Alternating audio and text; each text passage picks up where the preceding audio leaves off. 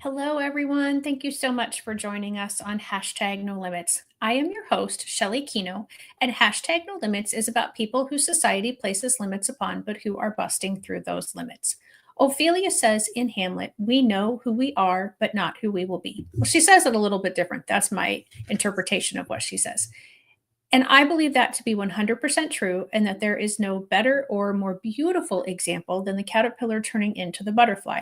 A very simple, quick science lesson is basically the caterpillar dissolves into its cells and then reforms into the butterfly. That's not enough, though. It hasn't finished struggling. It then has to fight its wings and get its wings strong to get out of the cocoon so it can be taken everywhere that it needs to go and wants to go. None of that can be easy, but neither is busting through societal limits placed upon people.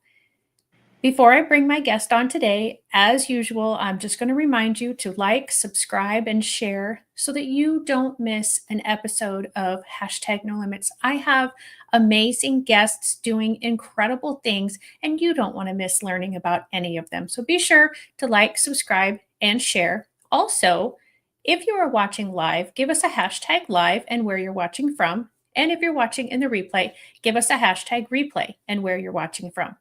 All right, enough about me. Let's bring on Michael. Hi, Michael. How are you? Pretty good. Pretty good. That's good, I guess. What would make you awesome?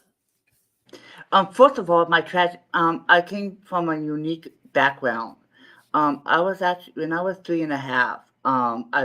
First of all, I was born with a rare genetic fatal disease known as the Min syndrome.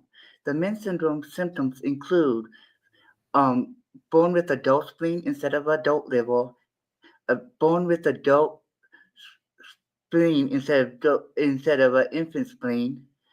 I was also born with no antibodies, so basically my immune system was attacking itself. And infants who usually born with this disease usually do not live past the age of 3. And as you can Wow. see, I survived it. Yes, you did. And every 10,000 infants who were born with it, there's only 2 survivors. I'm one of the 2 survivors. My That's aunt incredible. was one of the people who died with it and never was brought back to life, like I Oh, did. wow. Sorry to Plus, hear I was that. born with epilepsy and epileptic seizures, and I was completely healed of epilepsy in 4th and 5th grade. I don't even take medicine for it. I still haven't had seizures till this day, and don't take medicine till this day, How did which that not many happen? people How could were you say they could completely overcome healed? epilepsy. Right. How were you Um, completely healed of your epilepsy? what? How were you completely Oh, healed I of was your actually in my epilepsy? swimming pool, in my backyard, and there was a light shining down from heaven, lifting my epilepsy out of my system. The next morning, my adopted mom took me to my neurologist in Oakland Hospital. She did the EKG, and the neurologist, Dr. Shanahan, said it's a miracle. 6 months ago, I diagnosed him with epilepsy, and stuff, but and now he completely not have it anymore.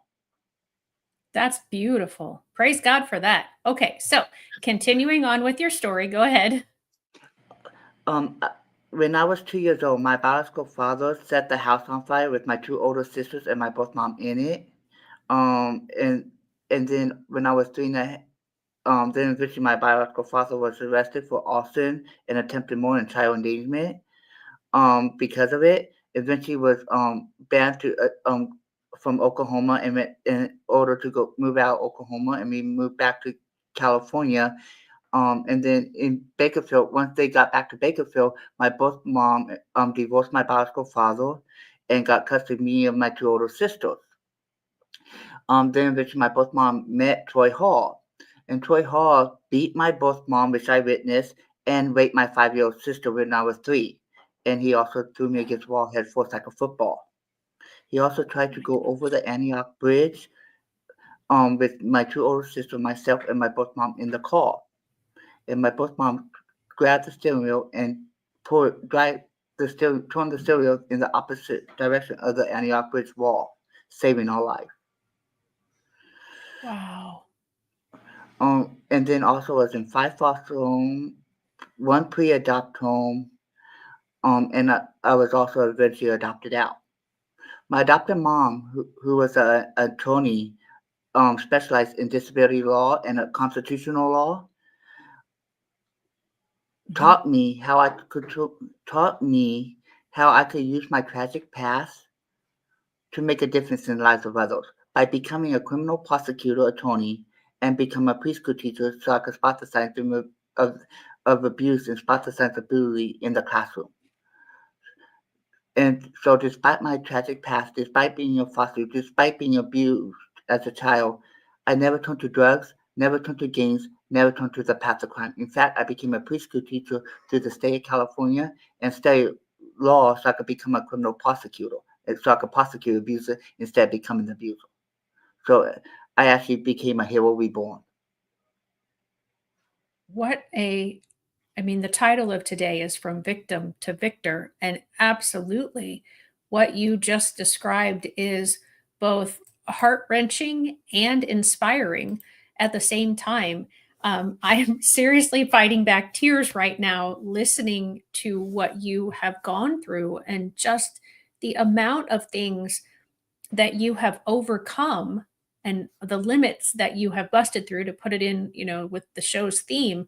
Um, what I feel like I want you to go into more details of how that happened for you, because obviously, unlike the epilepsy, it didn't just happen overnight. Mhm. And so, like, what was Yeah, school the like thing for is, you? I was fortunately to have an next door neighbor who worked for social services. Okay. Um, Jerry Decker was a very close friend of my adopted mom, and she lived like 5 houses down from us. And my adopted mom could not have any children of her own, so she turned to Jerry Decker and asked her, "Do you have any foster children who really needs a good home?" And Jerry Decker told my adopted mom yes, and she introduced me to my adopted mom. Oh, And that's Jerry awesome. Decker told my adopted mom, "If you don't take him in, then he will go to the orphanage." And but this it was hard to. The thing is, um, what's so difficult is that me and my two older sisters, Lillian and Marty, were all epileptic. Okay. And combined with my ADHD, it was hard to and most difficult to place all three of us in the same foster home due to Right. none of the family could handle all three epileptic combined with my ADHD. Right. And that happens often, even if all children have quote unquote normal abilities, that if there are siblings, it's very difficult to place the siblings together. So, were But the you thing and your is, sisters adopted by your adoptive mom, no, or were your sisters? Okay. I I was adopted by Estrella and Chuck Horne. Okay. Marty was adopted in Pinole by the Allers. Lillian was adopted by the Gleason in Concord, California. Okay. But the thing is, Lillian was grew up in Concord, over the hill from where I grew up. We didn't even know we were that close together. Oh, wow. And I don't know if any of you guys heard of the live action movie, The Parent Trap. Uh-huh. I was me and Marty was in a real life Parent Trap situation. Oh, okay. But unlike the movie is about two identical daughters, one raised by the father, one raised by the mother, in Hmm. two different parts of the world. But Right. in my situation, it was one brother and an older sister who was like a year than I am. And we were raised by two different adopted families who sent Right. us to the same camp and didn't even know we were brothers and sisters. Oh, that's how you found each other. Okay. The thing is, we didn't, at that time, we didn't know we were brother and sister because Marty's adopted parents told her that she was legally their family. Because I was Uh-huh. thrown against the wall head first, I don't remember having a sister named Marty. And plus, also, I was born as Franklin Edward Metcalf Jr. So I literally changed my name from Franklin to Michael. So, and Oh, that's the other reason why Marty didn't know I was her biological brother because I didn't have my name, Michael, Right. at that Franklin at that time, because I legally changed it by the courts. But Yeah. Marty also don't remember me because she actually the difference between Marty and me and Lillian seizures is Marty could sense her seizures coming on. She has the Oh. aura. So she sees auras, and her aura will tell her when her seizures coming or not coming. Me and Lillian couldn't do that. So Marty, Okay. one day when Marty was sensing her seizures through that aura, she actually literally bumped her head against the coffee table, blocking me and Lillian out of her mind. So she didn't know Oh. she don't remember having a brother and a sister. Okay. Well, so now you have to, if neither of you remembered even having siblings, what was it that you figured out that you were siblings? What The happened? thing is, our older sister Lillian eventually reunite with Marty. And she told Marty's adopted parents that she was going to take Marty out to Sizzler. But instead, she took Marty to my home in Pittsburgh, California for my 19th birthday. That's how we found out. Oh, wow. Surprise. That's But the thing is, when me and Marty was my camp counselor at Camp Crim. I was the camp four. And because we didn't know we were brother and sister, we actually fell in love and started dating. Didn't even know we were brother and sister right. until the day that me and Lillian reunited us, Oh my goodness. which is Well, very different from the movie Parent Trap. right. Yeah, no, exactly. Definitely. Um, Which not many and people could say they were in a real life Parent Trap like that. right.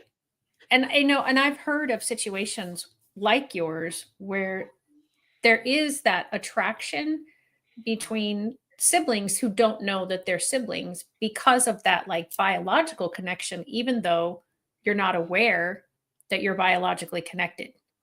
Hmm. So I've heard of a few of those stories like that. So, and I just want to say hi, Fran from Southern Illinois. Thank you for joining us live.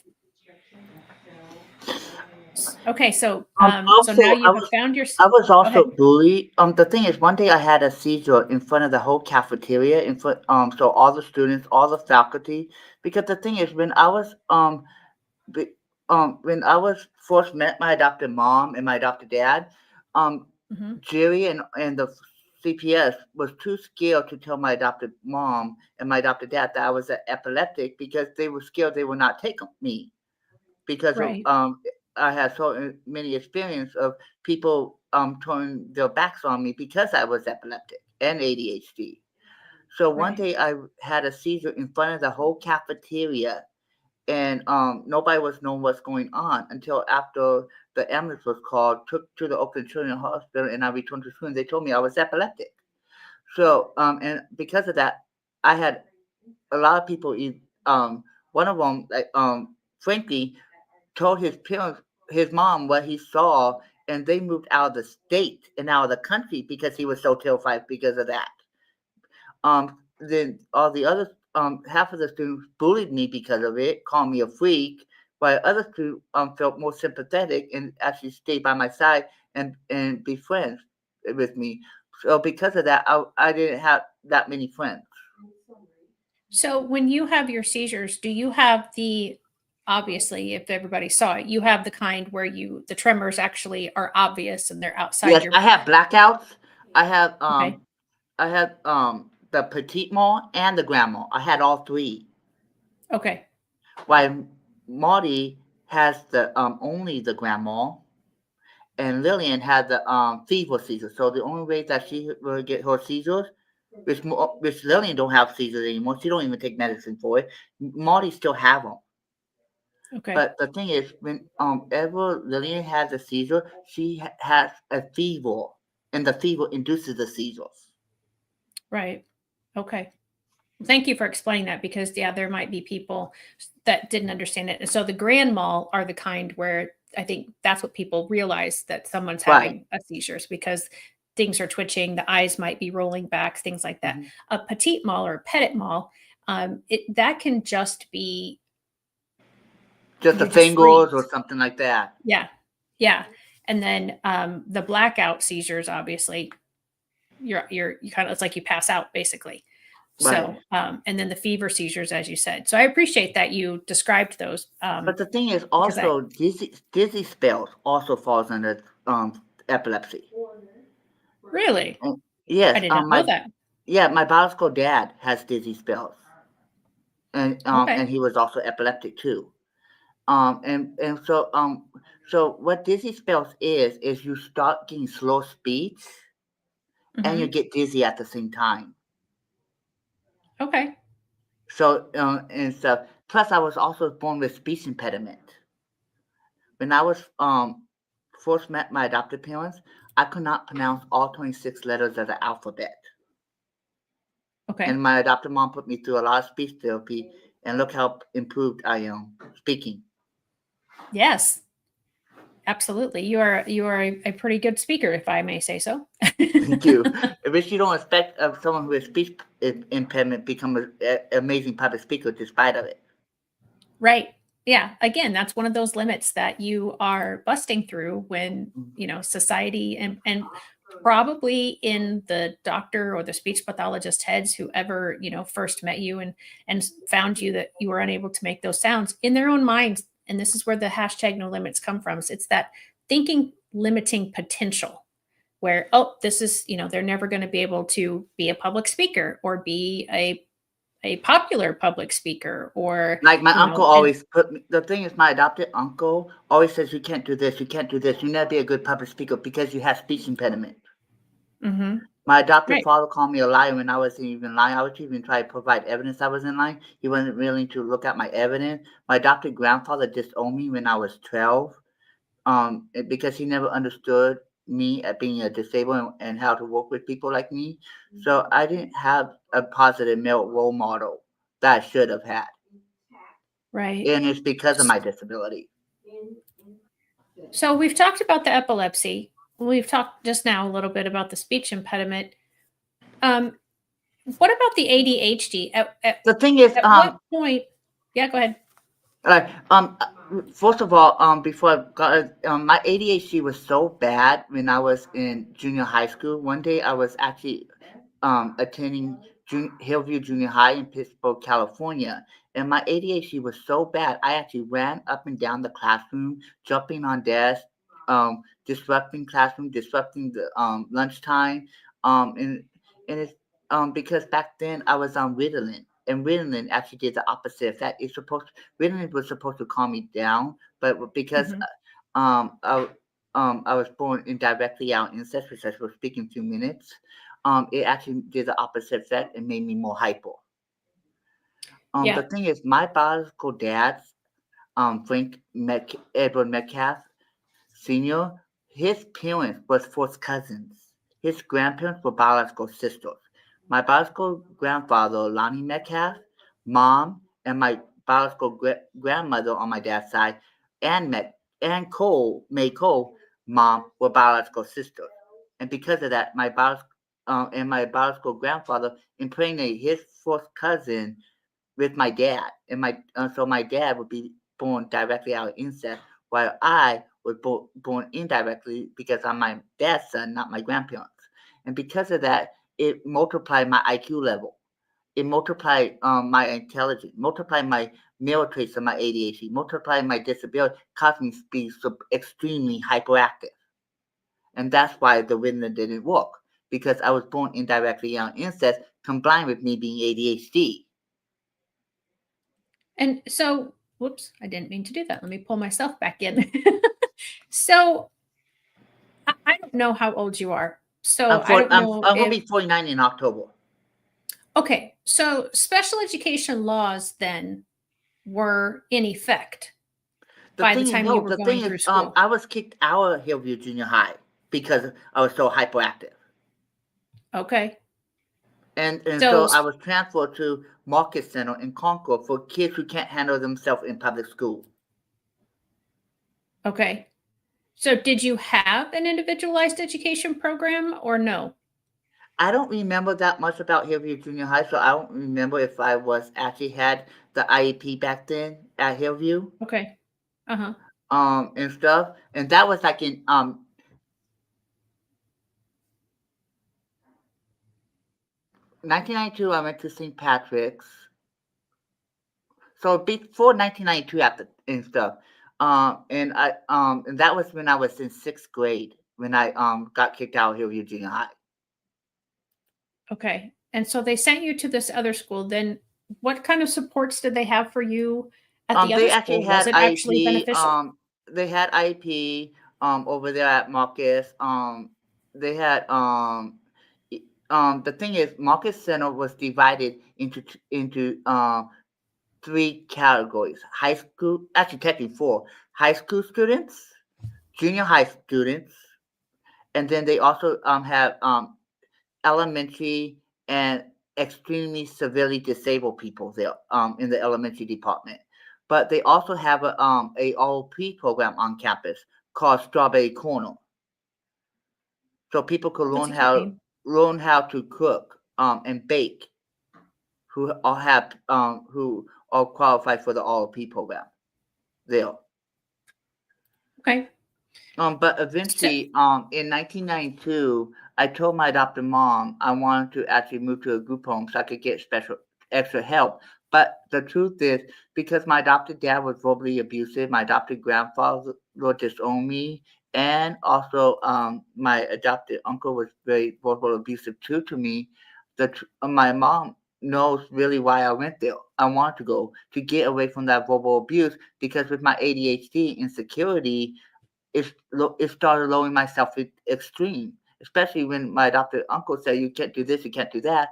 I started doubting myself because of it until my adopted mom told me how she overcame her blindness, overcame her loneliness, overcame um, her own personal struggles, not just being a Latino, being Puerto Rican, and also living on poverty, but she also overcame self doubt as well because she'd been in that same thing when her father told her, "You will not become an attorney because you're blind. You won't become a preschool teacher because you're blind." And so she personally understood where I was coming from. That's mhm. what made me connect to my mom. That's very, very touching. And yeah, I mean, so there's so much. One of the things that Fran had said was, what about least restrictive environment when it came to your placement? And it doesn't sound like they were really even providing the right education for you, let alone providing it in the right location. The thing is, my adopted mom was American with Disability Act attorney, despite being legally blind, and a special ed preschool teacher. Mhm. And so she actually fought in court, advocating for the protection of my civil liberties as a disabled person, being disabled herself. But Mhm. the other thing is, she also taught me what my rights are. She told me that Yeah. I could use my creativity that associated with my ADHD and turn penal codes into a song, turn case law into a song, turn the 27th Amendments into a song so I can memorize, turn Miranda rights into a song so I can memorize, turn legal terminology and turn legal documentation into a song so I can turn IRAC, issue, rule of law, analysis, and conclusion into a song so I can memorize. She also taught me I could use my creativity to write court case pieces, open remarks, closing remarks, questioning where I ask the witnesses for her. She also taught me how to fill it out, her legal documents. And I actually prepared all her law stuff for all her cases when I was only 6. Writing court case Wow. pieces, open remark, closing remark, questioning after written, filling out her legal documentation, checking all the chain of custody, checking the food poison the tree doesn't be violated, all that at 6 years old, despite my ADHD, despite my learning disability. That's incredible.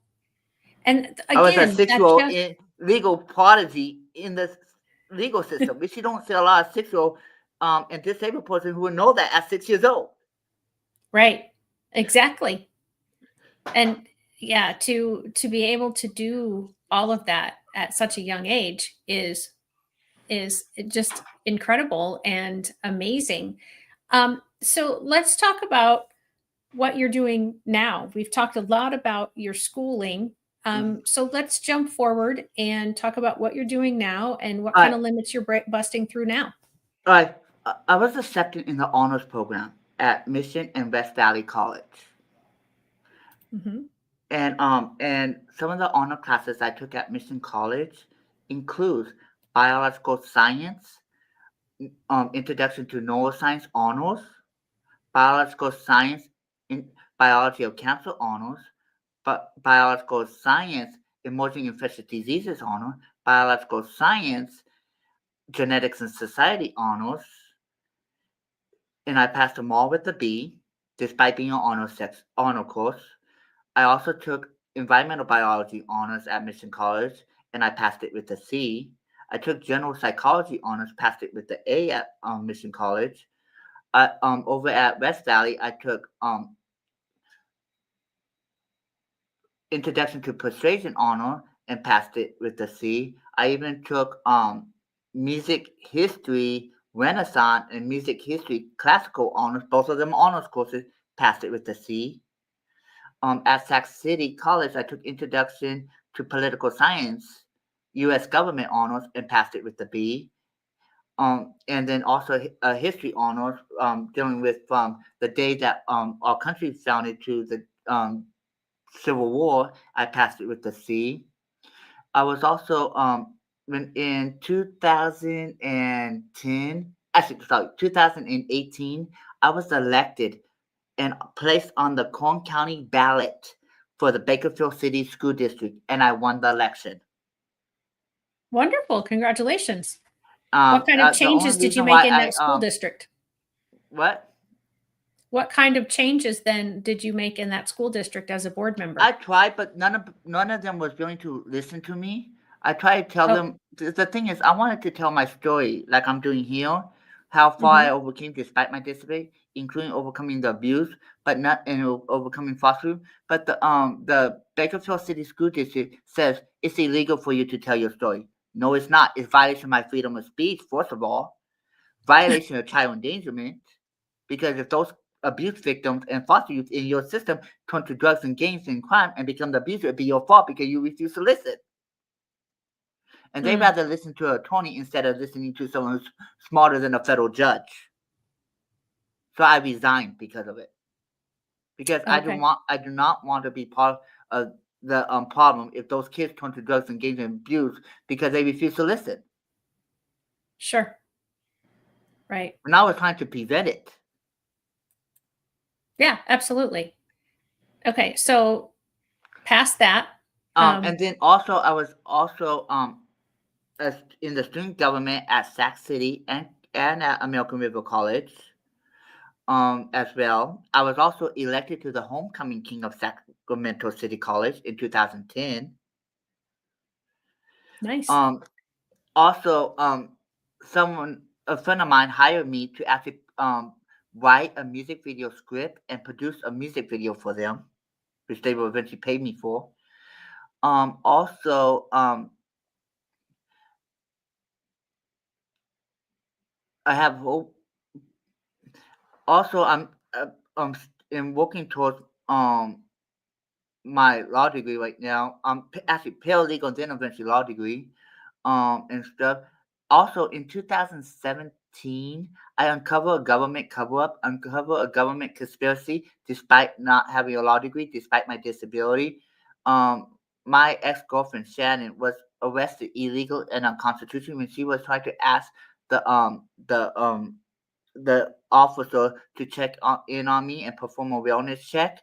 But instead, the officer asked her for her driver license, and she was actually afraid for my life since our mobile home was broken into, and I'm actually was home alone at the time. So she was Mm, terrified for my life. But instead of the officer listening to her and do what he was supposed to do, which is perform a wellness check, he asked her for a driver license, and a warrant showed up, and that one was never showed up if he did his job and to see if I was unharmed. wow. And so she was sent down to San Bernardino where the warrant was from, and they were never willing to show the evidence that the officer failed to do the wellness check, which is Hmm. violation of the food poisonous tree because that wellness check was failed to if the officer failed to do the wellness check, that would be the first part of the food poisoning tree. So that means that woman should not be allowed as evidence in their court because that would be part of the food violation of the food poisoning tree because that woman would never showed up in the first place. Mm-hmm. And then when I told a civil rights attorney in Redondo Beach about this, he said what the civil rights attorney said, the officer does not have to protect and serve. That's what the He does attorney not told have. me. Okay. It's not required to protect and serve. When Oh, you look at all the police calls, it doesn't say protect and serve. Also, that's why the wellness check was put in place because the disabled and the elderly aren't able to protect themselves. right. So the officer's job and responsibility is to protect them.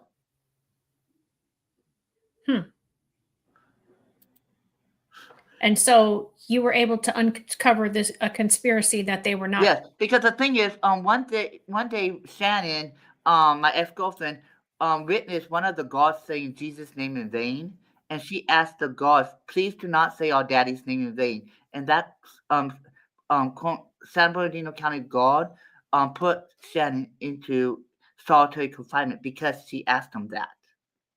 And Oh so the my. big mistake is they let her out twice for my visit, and she told me about it. And so I actually went to the internal affairs officer and told them about what she heard. And the internal affairs officer investigated the guard on this matter and interviewing Shannon of what she heard. And the guard was found guilty of violating her right to religion free expression clause, unbecoming of a guard, as well as violation of Shannon's freedom of speech. Wow. That's amazing. Kudos to you for being able to do that. Thanks. I also in 2017 I had a second job interview with the United States Department of Homeland Security, but every Mhm. time I went back, the Homeland Security agent who was supposed to interview me was always out on the field, so I never had that second job interview. I had 4 recommendations from 4 different civil rights attorneys, Paul Henderson included, which Paul Henderson has ADHD like me, and he's current director of police accountability in San Francisco. Paul Henderson back then was a candidate for the San Francisco County Judge, and Oh, he was surprised seeing that I know the law as well as I do, right. despite my ADHD. So let's talk about that a little bit. The fact that you do know the law so well, and it's not just that you know the law so well. How did you come to know it, and what age were you when you started figuring out that you knew it? The thing is, one day, when I was 6 years old, my adopted mom went into my bedroom and put law books in front of my face, forensic science books in front of my face, the legal documents in front of my face, case law in front of my face, the 27th Amendments in front of my face, and she said to me, at that time I was named frankly I wasn't actually changed my name Michael until the day that I actually officially became adopted, which is when I was 10.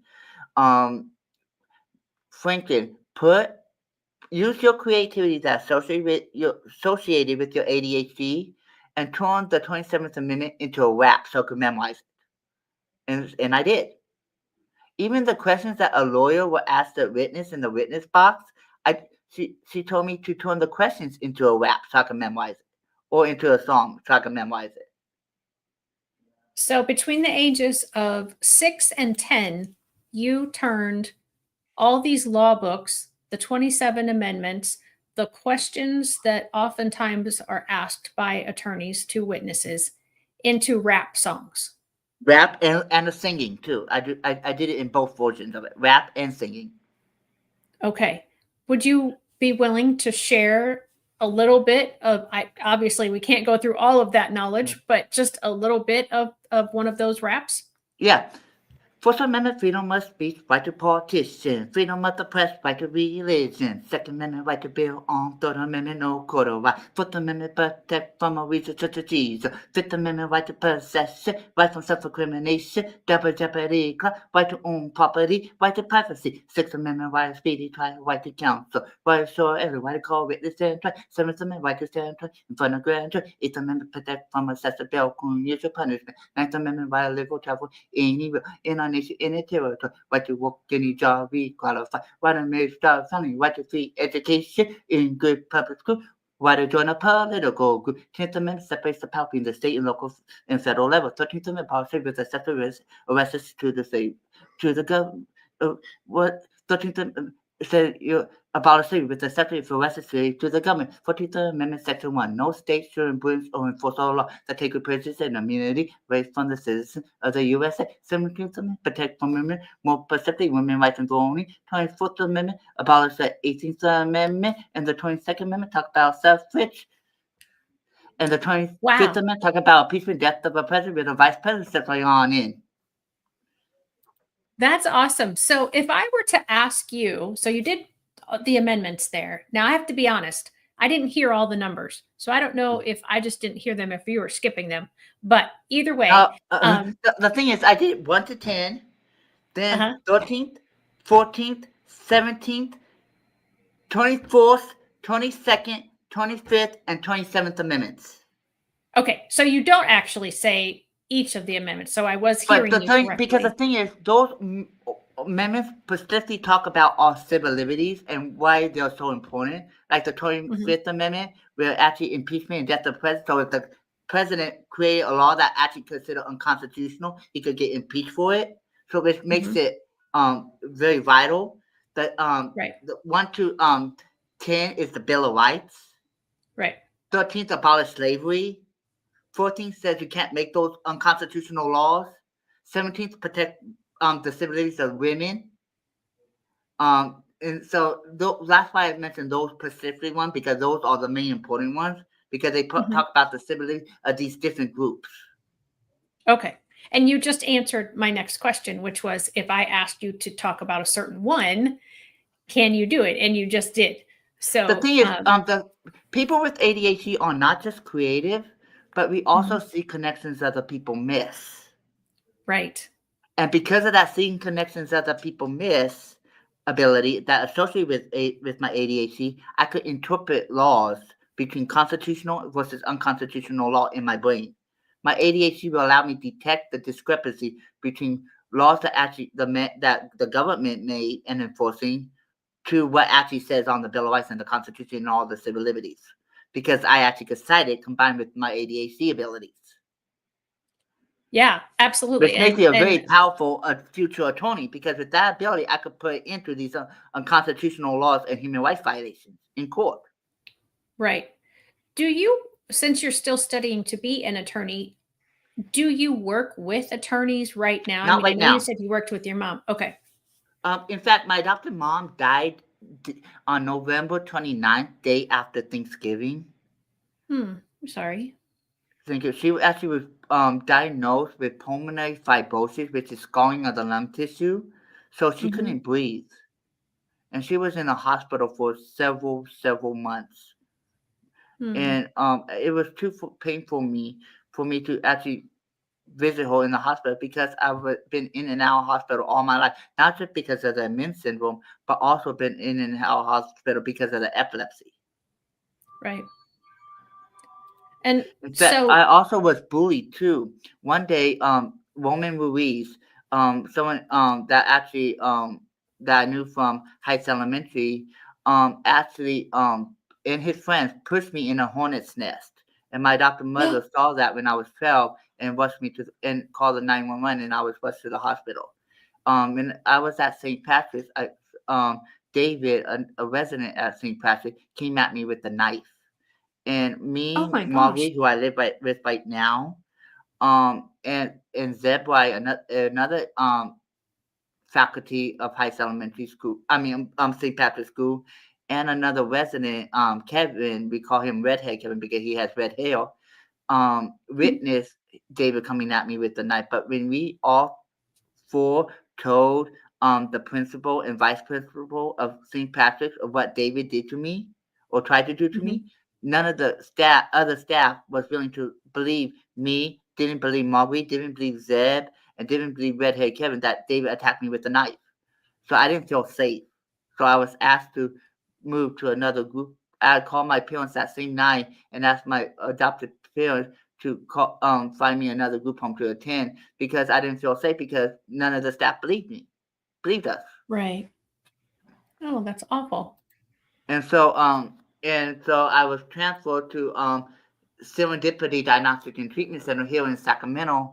And one of the residents, Colin Beaumont, molested me and stuff, but I was too terrified to tell the other staff because Colin Beaumont was a ninth degree black belt in martial arts, and he was Native American, so he was very buff, and all the students and all the faculty is so terrified of him.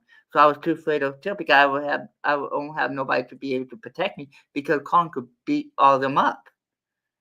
And so I Right. kept it to myself.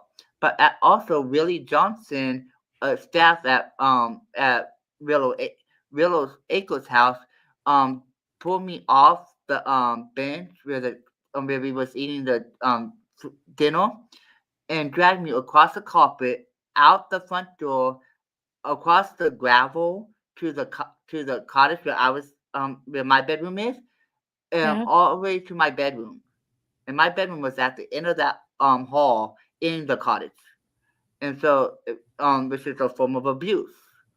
And Right. then also Bob, the driver of East Street, um, punched me in my nose and made it bleed, and it in front of a bunch of staff and faculty, and Bob got fired because of it.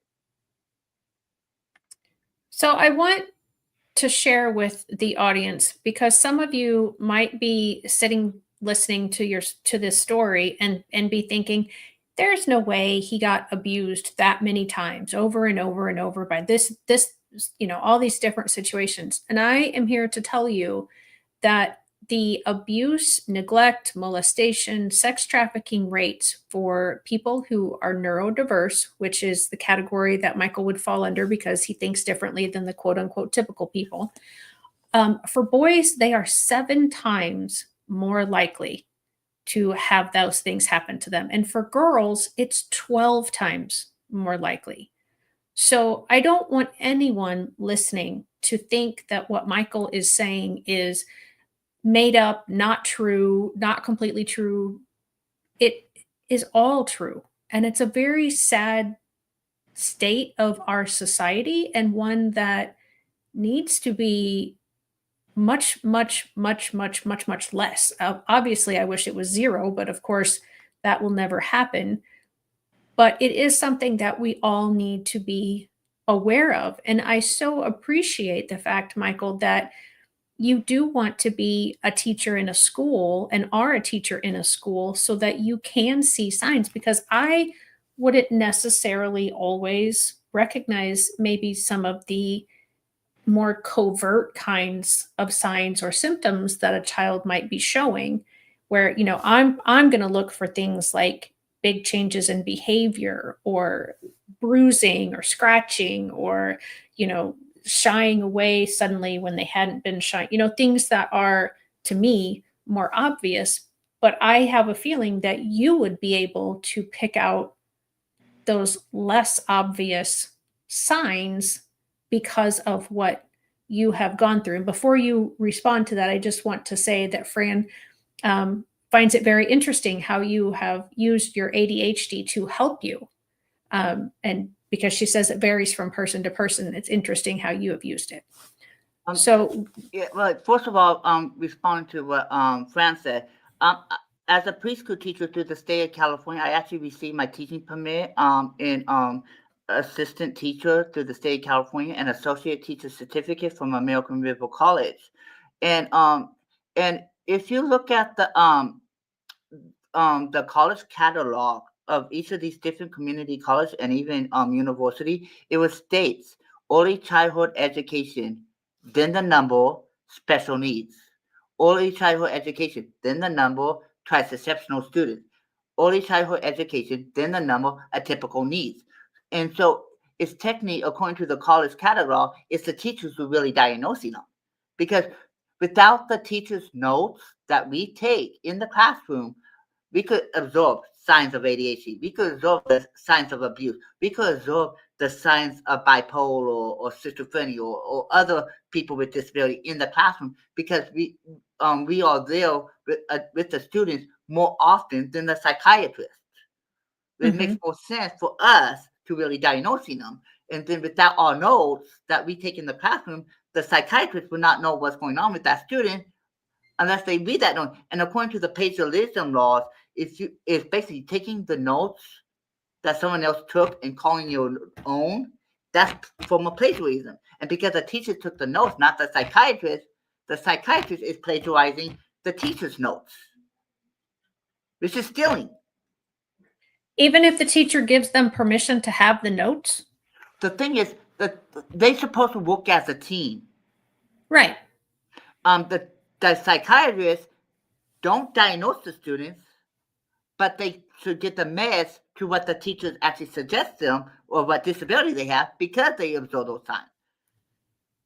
Because the thing is, when the teachers graduate for the college, one of those prerequisites they need to get that AA or BS degree is the special needs class. So they could be a better effective absorbing those signs. Right. So they should communicate and work as a team where one diagnosed, which is the teachers, and then the psychiatrist doing the meds. Instead of the psychiatrist taking the whole credit themselves and not giving the credit to the teacher who actually took the notes. Okay. Yeah, I see that point. And I can understand that point. Because the thing is, psychiatrist is only there 15 minutes a day, and don't see them and see the children every day like the teachers do. Right. So and that's not enough time for the psychiatrist to properly and effectively diagnose a student or inmate with disabilities because they're not in there that much they don't spend a lot of time with the child, while the teachers are in there 8 to 5 days a week. So they are have more time with the children. It makes them more effective at diagnosing their disability.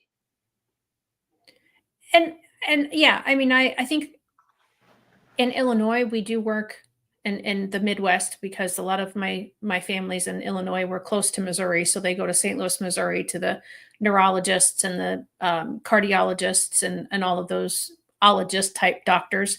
And yeah, I mean, unless there's a definitive blood work test or some sort of scan that you can do, you are going to have to use the information from the other people, whether that's a psychiatrist getting that from teachers, a medical doctor getting that from their patient and the patient's family, and the blood work that somebody else drew. And I mean, so to me, but the other part of it is if you look at the school boards of teachers' responsibilities and duties, it states teachers' responsibilities include absorbs a child's behavior or absorb a child's disability, signs of symptoms of a disability, or absorb the child signs of symptoms of abuse, assess that what you absorb, write what you absorb down.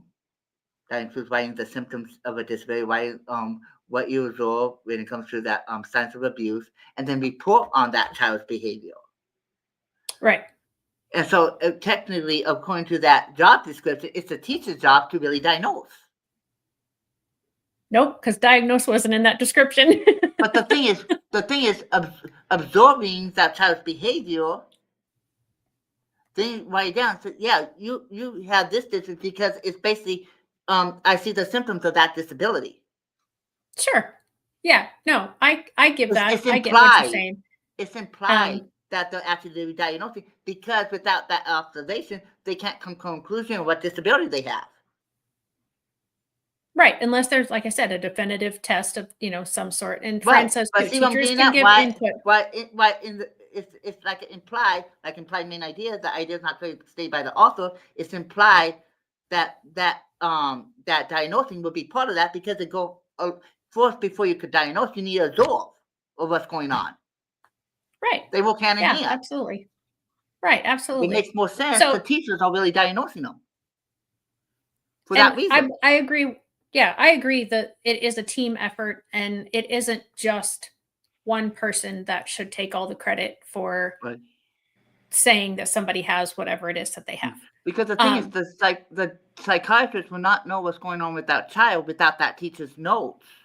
So and Right. so basically, by taking all the credit themselves and leaving the teachers out of that equation, it's not fair on the teachers because we work so hard taking those notes. We Sure. work so hard absorbing that child, but for what? For not getting any credit for it? You got credit because you worked together with this person and But the but thing is, we could belabor this in the point legal for a long system, time. they call psychiatrists in to diagnose the inmates. They call psychiatrists in to diagnose the people with special needs. I mean, they shouldn't. I mean, it's not them doing it. It's us. Okay. Well, we're going to move on from this point because I think we could. I really feel like we're splitting hairs as to semantics here, and you having the mind that you have, I don't think it's a fair competition for me to be involved. And the where, I'm thinking where we left off. Yeah. So I was talking. Fran had said that she appreciates your perspective and how you use your ADHD. Oh yeah. So what I was going to say is that because I've been abused myself, I don't know if any of you guys actually seen Criminal Minds. I have not. I'm almost scared to watch it because I don't. I don't want to start looking at everybody. Morgan, one of the federal agents in Criminal Minds, before he left the show, was abused by a neighborhood center's person who directed it when he was a boy. Okay. And he raped and murdered other kids as well. But despite that abuse, he actually became an FBI agent and now putting people like that away in jail. Right. And so, and that's why I fit a lot with Derek Morgan because I'm doing that same thing, becoming a paralegal, becoming a preschool teacher, like a Sparta sign. So other abuse victims like me and Derek used to be, could instead of turning to the route of the abuser, and all drugs and games when it comes to foster youth, they could actually use it to inspire other abuse survivors to actually take the route they took. Because how can you properly advocate and prosecute abusers if you've never been abused yourself? How can you properly spot the signs of abuse if you've never been abused yourself? How can you advocate for foster youth if you've never been a foster youth yourself? That's what makes me more effective as a teacher and a criminal and a future attorney because I actually been there. It makes me more effective to actually advocate for abuse survivors and foster youth and disabled people because I actually lived that life at firsthand. Right. It makes it stronger and more inspiring to other abuse victims and other foster youth. Because the thing is, my adopted mom wanted to steer me in the right direction instead of turning to drugs, games, and crime and become the abuser. And she did that by telling me her story, how she used her tragic past and her blindness to advocate for other abuse victims and foster youth. And so now I want to turn that same thing, what she did for me, to other foster youth and abuse survivors by becoming a preschool teacher and a future attorney to inspire hope to other foster youth, inspire hope to other abuse, inspire hope to other disabled people who don't have hope. Right. And I want to give back to the community by telling my story. That's awesome. How I overcame and I agree with tragic you past to become a hero, a reborn. Yeah. I definitely agree with you that when you've gone through a situation, you are more effective because you do have a deeper understanding in a lot of ways. And I like the way that Fran just puts it, training in combination with life experiences. And I agree with both of you, because there are things that I have gone through that I can better help people as they go through it than someone who hasn't gone through it. And so, absolutely, I appreciate what you just said. And I just wanted to talk about really quickly, because we are going to have to wrap up here shortly, that Before you do you that, I do are, want to say one more thing, really yep, quick. When okay. I was 12 years old, I was in my next door neighbor's house, playing a game, but and one I didn't know they had a German Shepherd Rottweiler mix, and so one day they took my shoe, both of my shoes, and threw it out of the back sliding glass door. And I went out there, and they locked the door behind the sliding glass door behind me. And their German Shepherd Rottweiler mix came and attacked me when I was trying to bend over to get to my shoes and stuff. The German Shepherd bit me right in my chest area, and I Hmm. had to have stitches. And then a couple months before that, someone was trying to teach me how to play tennis, and I was so close to them, and the tennis racket hit me right in my right eye, and I need stitches for that. I'm also currently active in Special Olympics: softball, basketball, floor hockey, golf, bowling, swimming, as well as flag football, basketball, and many other sports within Special Olympics here in Sacramento. Wow. And my adopted mom was a professional bowler for the League of the Blind. That's how my adopted mom and adopted dad met. My adopted mom was a professional bowler for the League of the Blind, and my adopted dad was a scorekeeper of that bowling league in Philadelphia. Oh, how neat. That's very cool.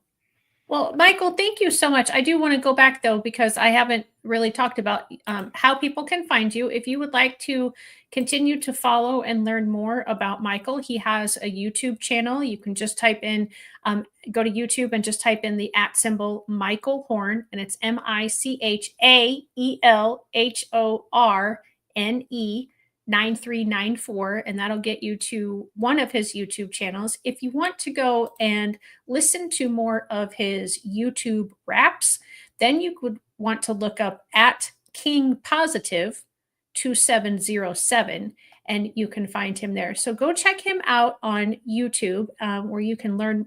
He shares lots of different things on both channels, and so you can check him out there.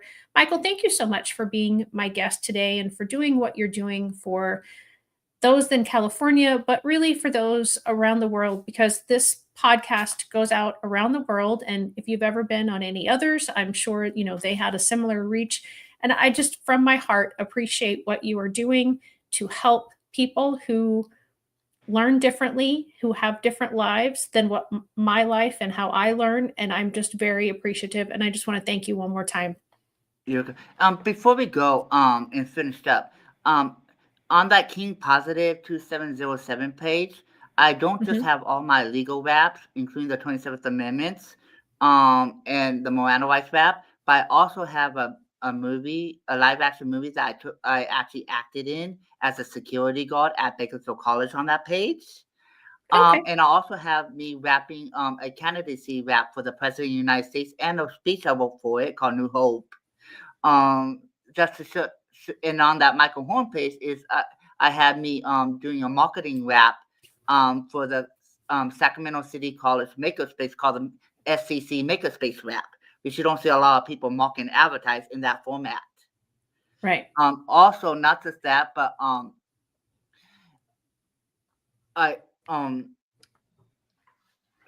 that's good. I'm also in that constitute. I'm also working on a album, and on my fourth album with a bunch of music tracks I wrote. I will be on my fourth track. I'll be rapping the 27th Amendments and singing the 27th Amendment by memory with the beats I created for it. And on my 10th track, I'll be rapping and singing the Miranda rights by memory and rapping and singing case law by memory with the beats I created for those songs. All on that same album titled Ingenious. INGENIOUS.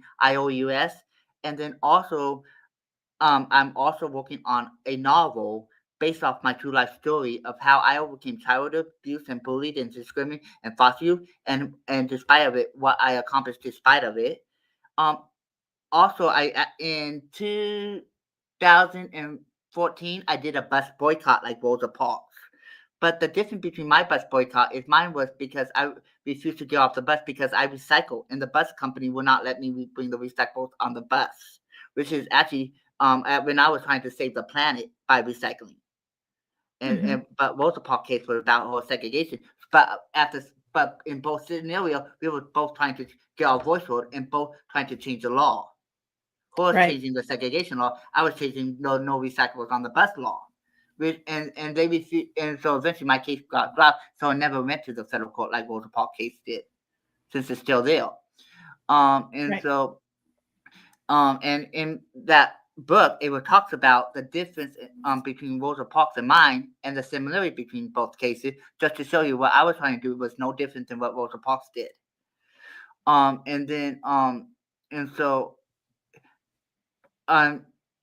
So I will contact you when that book and the album's ready to be sold and stuff, so you could let your followers actually know about it. Okay, that sounds great. All right. Well, everybody, thank you so much for joining me and my guest, Michael, today. I hope that you have been inspired by his life. And just remember, we know who we are, but not who we will be. We'll see you next time. One more thing. One more thing, real quick. Very real quick. I also build robotics and mechatronics. I don't know if any of you guys seen the show MacGyver. I could build something out of nothing like MacGyver can. Okay. All right. So thank you, not Michael. many people could actually do that. Right. All right. Bye-bye, everybody.